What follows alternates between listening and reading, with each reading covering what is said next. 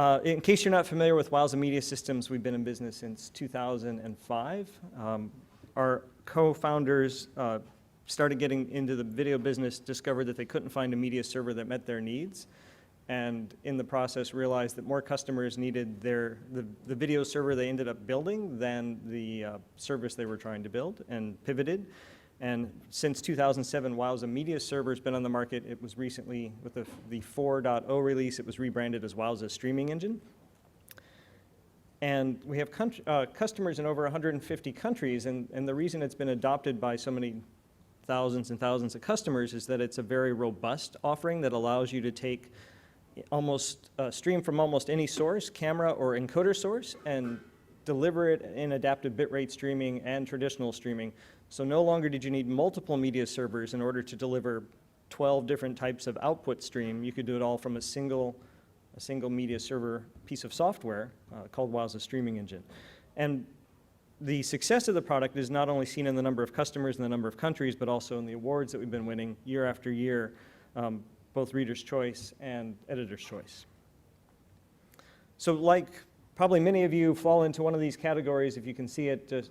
Basically, you'd be hard-pressed to find a streaming audio or video scenario that Wowza does not address, from low-latency video conferencing on the web to the most robust and broadly set over-the-top type scenarios you can think of, and also concerts where you have hundreds of thousands of people tuning in simultaneously. So Wowza Streaming Engine is what we were built on, the product I was referring to. This is sort of the high-level workflow for Wowza Streaming Engine, basically upper left showing all the different kinds of inputs, including files that you could bring in. The fact that you could bring them into Wowza Streaming Engine and transcode them, and transrate, they basically taking in one HD stream and then breaking it into multiple smaller streams as well, so that you can do adaptive bitrate streaming and seamlessly switch up and down between those streams as your end user's bandwidth and local conditions change. Also the ability to do DRM and network DVR, so you have that great instant pause and replay type capability on any stream that you put out that's live. But on top of that, this year we've just released, actually 3 weeks ago, something called Wowza Streaming Cloud. And this is built on Wowza Streaming Engine. Actually, a company had built out a full cloud-based platform where they did a lot of the automated and heavy lifting of the when setting up a Wowza Streaming Engine. They didn't have to. No longer did you, as a customer, have to go and spin up your own, find your own hardware or spin up your own cloud instance.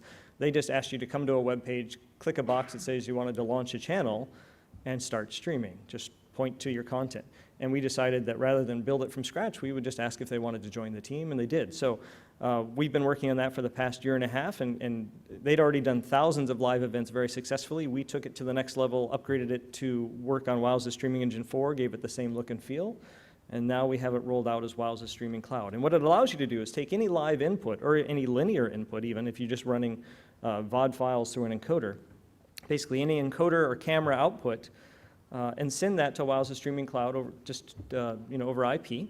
And then Wowza Streaming Cloud will do all the transrating and transcoding, give you a bunch of presets to make it easy so you don't have to figure out which different ABR versions or renditions you need to create, and then deliver it over a global CDN to any device, any screen. So essentially what we did was we took Wowza Streaming Engine, this piece of software that would run anywhere. We give you a dedicated origin server every time you spin up a live stream on Wowza Streaming Cloud. We do the cloud transcoding for you. We take care of CDN delivery, so you get the benefits of a global CDN without having to go set up a CDN account. We give you a hosted brandable player, so you don't even have to come up with a player. We'll not only give you a player that you can embed on your site, but we'll actually host it on a page for you if you'd like, with no branding or anything of our own. It's all up to you. We do traffic shaping to make sure that the streams coming in are very high quality, so you don't get buffering between the encoder and that streaming server. It's modular in the sense that you can bring any encoder you want, any player you want. You could even bring your own CDN account if you wanted and not use ours, and just use the transcoding. So we don't lock you into a platform like some services do. And it's pay as you go, so there's no big upfront commit. The lowest plan, after the free trial, the lowest price plan is $15 a month. So let's get into that so you can see it. This is the homepage for Wowza Streaming Cloud. It's just cloud.wowza.com, and just gives you the overview along the right rail. You see there are benefits listed, and what you'll what you'll see is a common thread throughout Wowza Streaming Cloud and Wowza Streaming Engine, if you've used it, is that we usually have information along the right rail to make it easier for you, including links to more resources. So we try and help you get started very quickly. If you need more help, we give you links to more information. So go ahead and sign in. And I'm using password. I'm using a password program here. So pardon me while I start that up.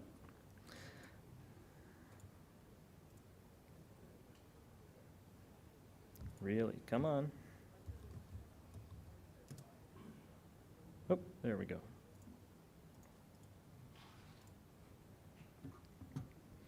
So I'll sign in there. And this, we haven't put this in the widely available product yet. You'll have the ability to actually have different work groups within an account. So if you purchased or you subscribe to Wowza Streaming Cloud, you could actually set up different work groups. So you could say, you know, HR gets one group, legal gets another, or the marketing team gets one, that kind of thing. So you can actually sort of separate the content and who has access to it as an administrator. So I realize it's a little hard to see on that screen. Along the left-hand side, this is just the home page, shows you what streams you've done recently. Down the middle, you get some recent stats. That big peak over on the left is from traffic during NAB, the National Association of Broadcasters show last month. And then up in the upper right, you get a bunch of information about your usage, how many hours how many compute time hours you've had, and how much bandwidth you've delivered. But I'm going to go into live streams. And here's where you actually add a stream. I'll just go ahead and get into it pretty quickly since we're short on time. And I'll zoom in here. It's probably hard to see now. What you see on the left-hand side is a list of all the streams. On the right is that contextual help. In the middle is a 5-step process for adding a live stream. And I'll zoom in a bit so you can see. And I'll go ahead and just call this my discovery track.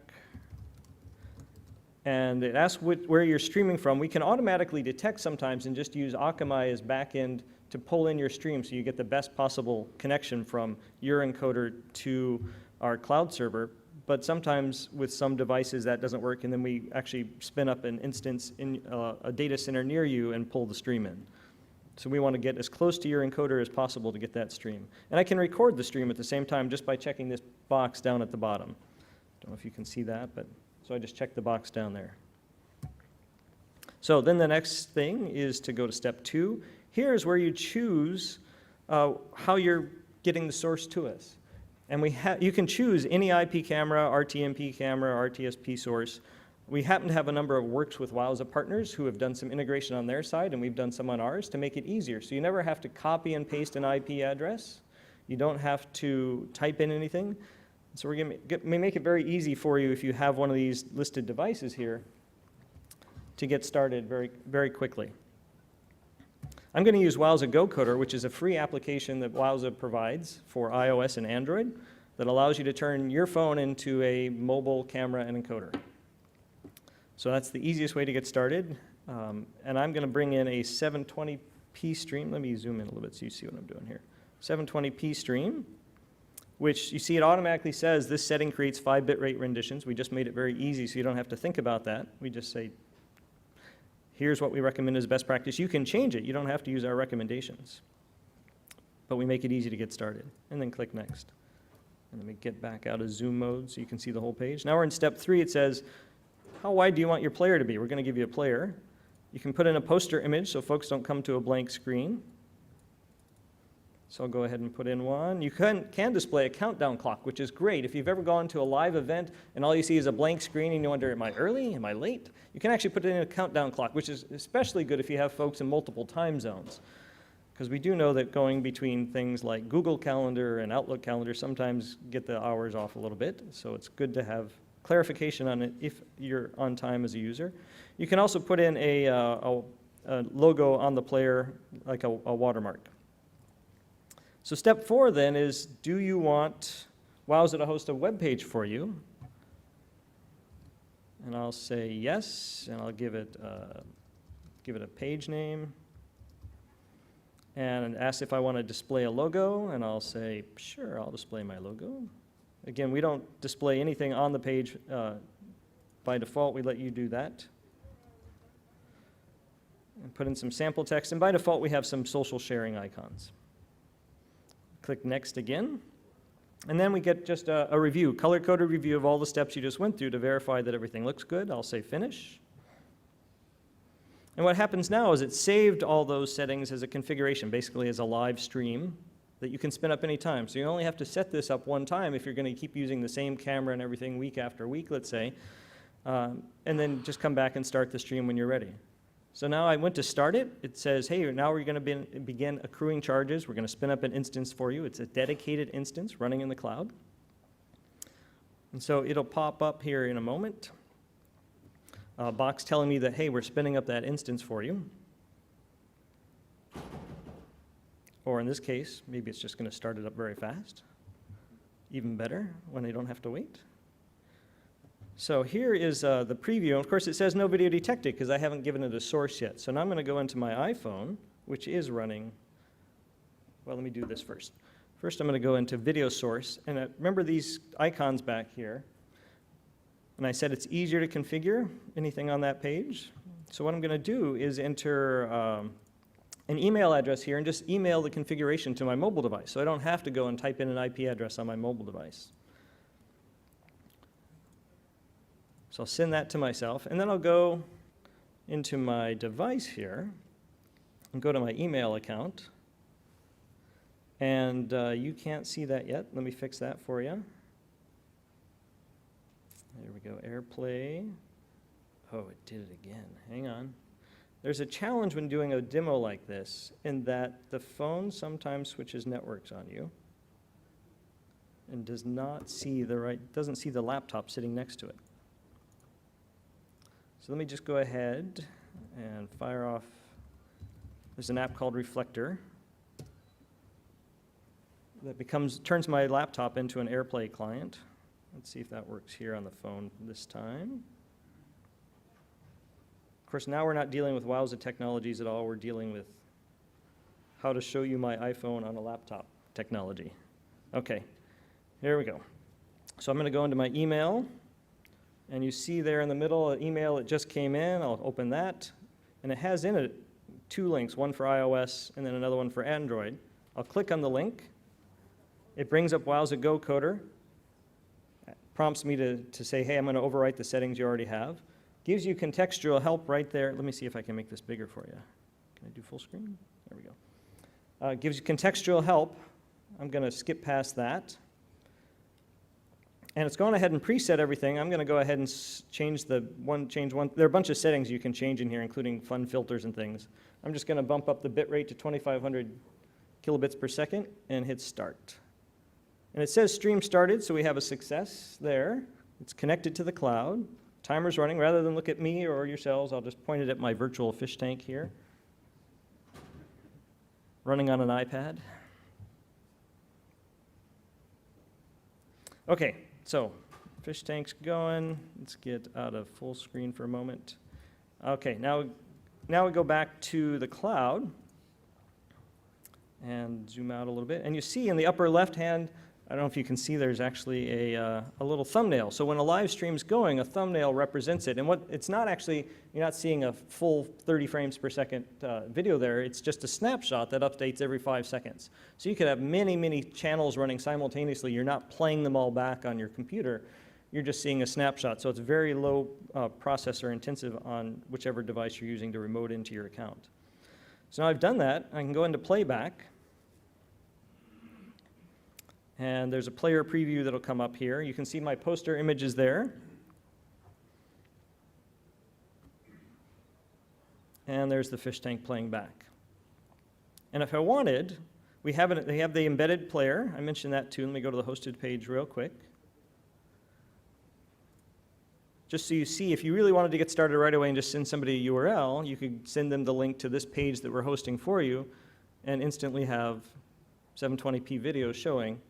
You could also, if I had more time, I was going to show you this, but I don't. So I'll mention, though, if I go back to the playback page, there's also down here embed code. And I could just drop that into a web page, whether it's your own web page or JW Player. You could drop back a URL into JW Player, this Apple HLS URL at the bottom, or you could drop the embed code on your own page and instantly get playback wherever you want it. So that's the demo in a nutshell. And that is, oh, you can't see that very well either. This is basically what we just went through. That's what we didn't go through. Okay, in summary, new cost-effective cloud offering that lets you get live streaming on the web in just a few minutes. And it builds on 10 years of experience building Wowza's streaming engine and just putting a service layer on top of that in the cloud. Any questions before we go to raffle? Yes, sir.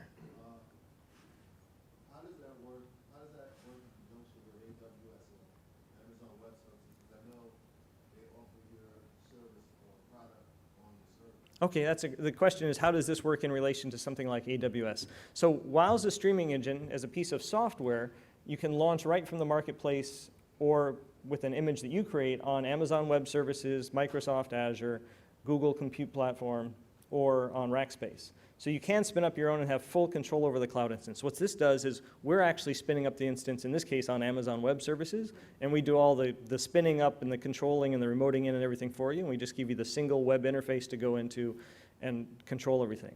If you want more power than that, we also have a REST API. So there are a number of service providers using Wowza Streaming Cloud to offer live streaming as part of their platform. Transparently, it just looks like part of their platform to their customers. Any other questions? All right, let's go to the raffle. Oh, sorry, go ahead while he's coming up. Go. I'm just curious, the mobile app that you showed. The mobile app, yeah, GoCoder. You also offer that as source to integrate into? Oh, thank you. Yeah, Wowza GoCoder is not yet available as source. We do have a white label offering coming out as well as an SDK. So if you're interested, come up and see me and we'll hook you up.